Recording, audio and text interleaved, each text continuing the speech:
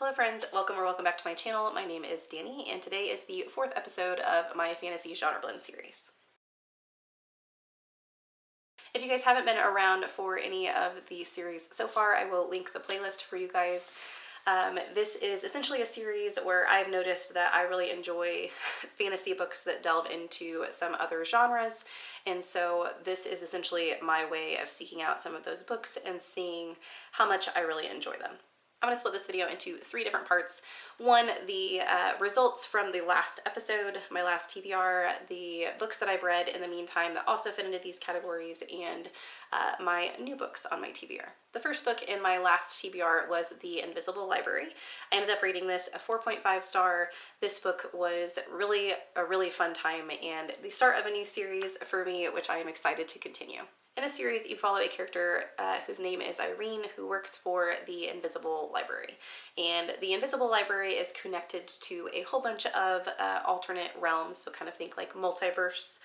And the job of the library is to preserve the books throughout all of these different realms. And so there is some librarians that work for the library that are meant to, they essentially are contracted out to go and get and ascertain the books that the library would like to keep. So Irene is thrown into a world that is rife with chaos, which is not something that the library usually does. Usually chaos worlds are quarantined. Chaos worlds are ruled by chaos. One of the aspects of chaos is that they end up introducing elements like vampires and werewolves and fae, and specifically really dangerous fae. And so Irene, I think she has been involved in a world with chaos before, if I remember correctly, but maybe never to this extent. And she ends up being assigned a mentee that she has to kind of go through this process with. And they go to this world to ascertain this book and get themselves into a little bit of trouble. This series is full of little Easter eggs. If you ever pick up The Invisible Library, my suggestion to you is that you Google the names of characters throughout the book. Maybe I'm missing some other things that I should be looking up as well, but that was a really fun thing to do as I was reading. They would have these really weird names. And the first one that I looked up, I was like, am I supposed to understand like where this character came from? And the characters are named after like famous, really, really old, long time lost stories and fables and things like that. And so it's really fun to look up the names and see kind of where their characters, who their characters are named after. Needless to say, I really enjoyed this story. I plan on continuing the series, so this was a success. This was a recommendation from BookTube with Amy. The next book on my past TBR was The Diviners. This was my fantasy historical fiction pick, which I don't think I said that on the last one. The Invisible Library was my fantasy mystery pick. I ended up rating this book a 2 star. This book follows Evie, who is a young girl who, or not young girl, but teenage girl, I think, who ends up getting shipped off to live with her uncle in New York because she causes a little bit of trouble in her original hometown, and murders start happening in New York. So Evie has a supernatural talent that she doesn't want anyone to know about, or that she's worried about people knowing about, but she finds out that it might be helpful in the solving of this mystery, and so she kind of delves into it regardless of her uncle's wishes for her to stay out. And so this book, you kind of follow the events of all of these things happening throughout the story. To be honest with you, I had to look up the synopsis of this book before I recorded this because I just didn't remember what was happening in the book. So that's not a good sign for me. It's not very memorable. It was, from what I do remember now that I've read the synopsis, I remember the book being very dark. So a lot of the things that are happening in the book were dark, and I remember enjoying that aspect of it. But I think I did not enjoy the main character. I thought she was annoying, and I just kind of felt myself forcing myself through the book. It wasn't a storyline that I was really interested in. I do think that maybe this book is YA. Hold on. Yes, this book is YA, and so I think that was part of my issue. I have found myself liking less and less YA fantasy, and so it really has to be something that captures my attention for me not to get annoyed with some of the antics that happen in YA fiction or YA fantasy. And I think that was probably my main problem with this, was the fact that it was YA. So I won't be continuing with the series. This was definitely a miss for me. And the last one on my TBR from the last video was Belladonna. And this one I rated a 1.5 star. This was a fantasy mystery pick for me as well. And I ranted about this book in my last video, and so I'm not going to rant about it here, but it was, there were a lot of things about this book that I really did not enjoy. The main thing of it was the romance. This was primarily, I thought it was primarily supposed to be a fantasy mystery, but it definitely is more romance. Well, I would say there's probably equal parts romance and mystery, but the romance was just so nasty and icky to me that it took away from the storyline, and it took me out of the story every single time one of those elements would happen. So if you want to know the synopsis as far as like what the story is about, you follow a young girl who's orphaned at a very young age who can see death. And throughout her young life, I believe the storyline starts from when she's a baby and it goes until when she's 19. She has this relationship with death. It starts as a hate relationship. She thinks he's the enemy, and then it grows to obviously a romantic relationship. And she solves a mystery in one of the homes that she is placed in because she doesn't have a mother and father anymore, and death helps her through some of that mystery. So that's kind of the basic premise of the story. I did not enjoy this. If you want to know my thoughts, I'll link that video so you guys can see my rant, but I don't want to rant about it 2 weeks in a row. The next section of this video is just books that I've read throughout the past couple of months that fit this mold, that do fit into the fantasy genre blends that I just want to talk about because I've read them and I want you guys to know about them if you guys are interested in this as well. So the first one is Babel. This is a fantasy historical fiction that focuses on academics. I rated this 4 stars. I do think this is a really good book. I do think that this is going to be a very niche book, although everyone that I've heard talking about it really did enjoy it, and so maybe it's not. But you start, I can't remember the main character's name, Robin. The main character's name is actually not Robin, but that's a name that he makes up. His parents die when he's very young, and a professor at Oxford takes him as his ward and moves him to Oxford.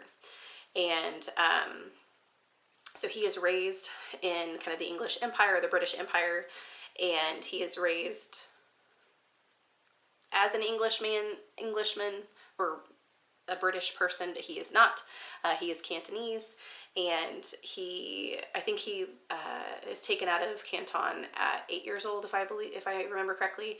But he is taught by this professor, and is kind of built into, or educated into, translating. And he ends up going to Oxford, and there is a magic system in this story. And I won't get into like what the specific magic system is, but it involves language and translation and how they connect.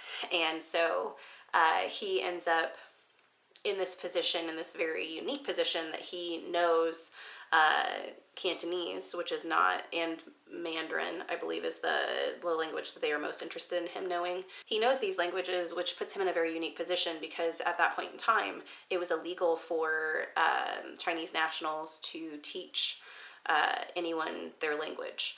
And so it was definitely a very guarded thing. So for him to have that knowledge and bring it to Oxford and help in the translation, which also helped with the magic system that they develop throughout the story, it puts him in a very unique place.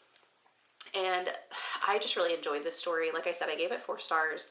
The story has some really good conversations about colonialism, racism, sexism. It has some really interesting perspectives of students, of people being in a place where they don't belong, and essentially being taken out of their home element in such a way that they don't have a home anymore. The place that they are is not a home. The place that they left is not a home. And seeing kind of that perspective was really interesting. The next book that I read that fits into the fantasy genre blends is the European Travels of the Monstrous Gentlewomen.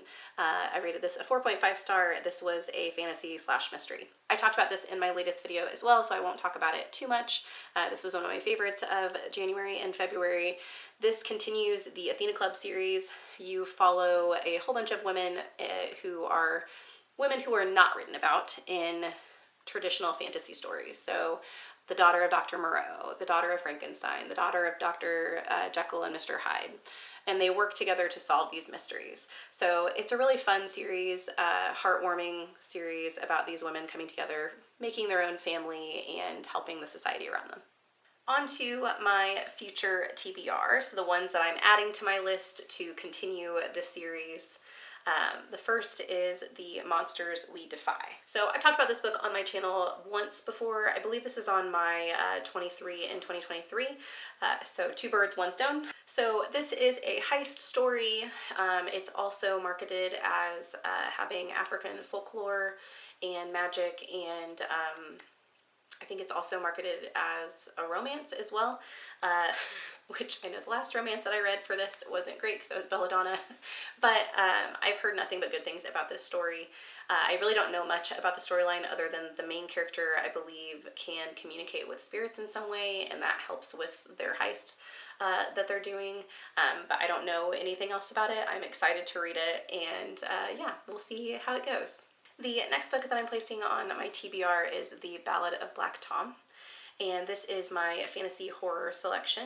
I am wanting to dive into more horror this year because it is a genre that I found that I really enjoyed last year, so that is probably the main reason I'm putting this on this list. Secondly, this is by the author of The Changeling, and I ended up DNFing The Changeling, so I just kind of want to give the author another try, and because of the fact that fantasy horror is something that I am looking into, so that is why this author kind of made it on this list again. I believe The Changeling was also fantasy horror, so we'll see if this is something I end up enjoying.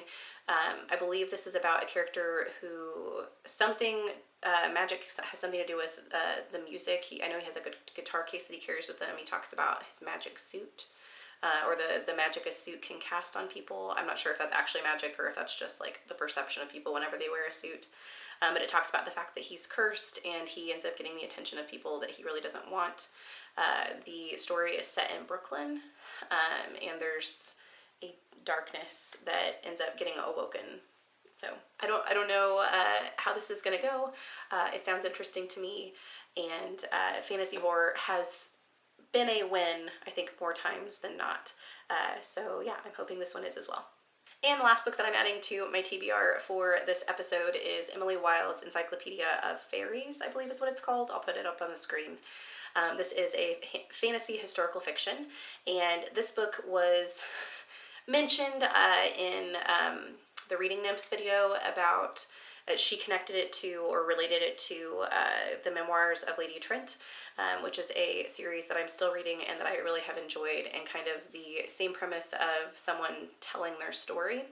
I believe Emily Wilde is trying to document all of the different fae that are in her world, which is not something that people have done, and so the book is an examination into the world of the fae.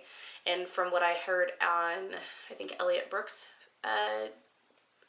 channel, she talked about the fact that the fae in this book are very troublesome and are very evil and dark, and I'm interested to see a storyline where that is the case. I know that, like, in the Invisible Library, the fae in that, on the outward appearance, they were beautiful, but they definitely were like tricksters, and I like that aspect. But I'm interested to read about fae in the dark components, so fae that are not necessarily beautiful on the outside and are also not beautiful on the inside. So yeah, I think that this is going to be a really fun read, and I really do love this cover as well, so maybe it will be a book that I add to my collection. So that is it for this episode of Fantasy Genre Blends. I'm always looking for recommendations for this series. They are kind of few and far between, as far as I have to do a lot of looking on Goodreads to find good blends, and it's hard to see, like, when somebody says it's going to be fantasy historical fiction, a lot of times it leans hard one way or hard the other. And so it's nice to get recommendations from you guys if you've read books that you know have a pretty good blend of fantasy and another genre, so fantasy mystery, fantasy horror, fantasy historical fiction. If you guys have recommendations for me, I would love to read them in the comments. I have a little book full of the recommendations that I've gotten so far that I plan on picking up in the future. So please leave those in the comments down below. I would greatly appreciate it. Thank you so much for watching this video. I hope you have a lovely evening, and I'll see you in the next one. Bye.